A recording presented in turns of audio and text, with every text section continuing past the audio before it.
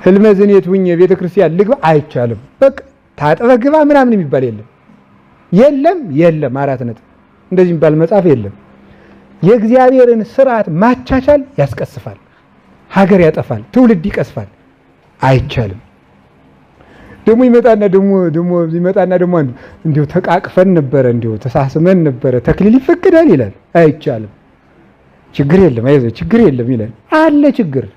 ምን ታቻችላለህ? ክርስቶስ ችግር የለም ብሏል እንዴ? አላለም።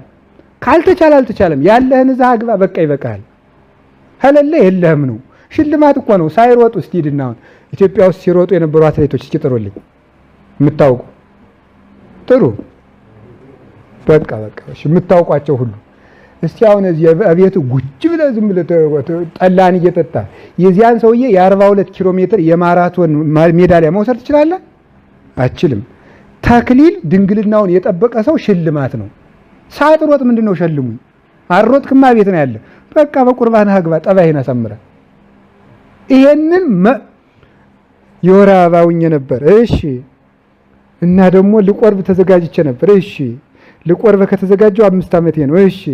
እና ምን ይላልክ? ውጭ መልስ ነው።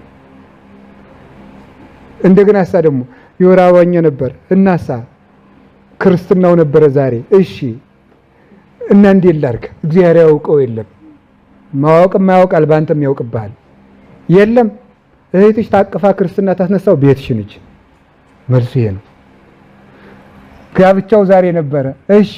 በተክሊል የሚጋቡ ሰዎች ነበሩ። እሺ። ሀበሩ ላይ 6 ወር አበባ መጣበት። ውጪ። በቃ ድግሱን ብሉ፣ ሌላ ቀን ትቆርባላችሁ። ትዳሩን እግዚአብሔር አልፈቀደም አይደለም፣ የተፈጥሮ ጉዳይ ነው። ብፁዕ አቡነ እንድርያስ እያስተማሩ በስመ አብ ሲሉ ዝናብ እየዘነበ በስመ አብ ዝናቡ ቀጥ አባታችን ብፁዕ አባታችን በጸሎታቸው ብሎ ጫብ ዝም በል፣ የተፈጥሮ ጉዳይ ነው። የተፈጥሮ ጉዳይ ነው። በቃ ዘነበ ምንድን ይላል የምታጨፈጭፍ ብለው ነው ማለት ነው። ስለዚህ የተፈጥሮ ጉዳይ ነው። ትዳሩን አልፈቀደው የሚገባ ነገር የለም። በቃ ተፈጥሮ ነው። የዚህ ያለት ገጥሟታል። በሌላ ቀን መጋባት። ህግን ማቻቻል የለበትም። በጠበበው ምዕመኑ ይጭነቀውም የሚችለው መቻል የሚሰፋውን መስፋት። ጌታ ምንድን ነው ያለ? በጠበበው ደጅ በሉ እስኪ ምኑ ነው? ምን በሉ ነው? ግቡ በሉ እንጂ። ስርዓት ማሻሻል፣ ስርዓት መቀነስ ሰው እድሜው እንዲቀነስ ነው የሚያደርገው፣ እንዲቀሰፍ በረከት እንዲያጣ ነው የሚያደርገው።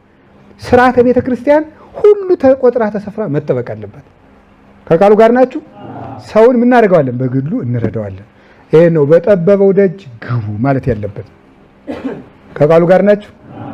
አሁን ለምሳሌ አባ አቤት እንዲህ ያለ ኃጢአት ገጥሞኝ፣ እሺ ልጄ እግዚአብሔር ይፍታ ቀኑን አይቱ እግዚአብሔር ይፍታ።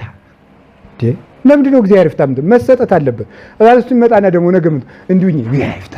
አዚ በኋላ ኃጢአቱም ቀላል እንደሆነ እየገባው ነው የሚሄደው። ቀኑናው መሰጠት አለበት። አላችሁ የላችሁም? አንዱ ለምሳሌ አንዱ ምን ይምጣል? ዲያቆን ነበርኩኝ። እሺ እንቅፋት ገጥሞኝ ነበረው ኋላሳ እና አንዲት ሰው ጋር እንደው እንቅፋት ገጥሞኝ ነበረስ እናሳ አሁን እንግዲህ ደግሞ ድንግሊቱ ጋር በተክሊል ኋላሳ ምክንያቱም ያደናግለኛል የሷ ድንግልና። አረ የለም ለራሷ ነው ጌታዬ። እና በቀድስ ችግር አለው። በቃ እንደዚህ ነው። የሚቻቻል ነገር የለም። ህግን በህግነቱ ማስከበር ይገባል።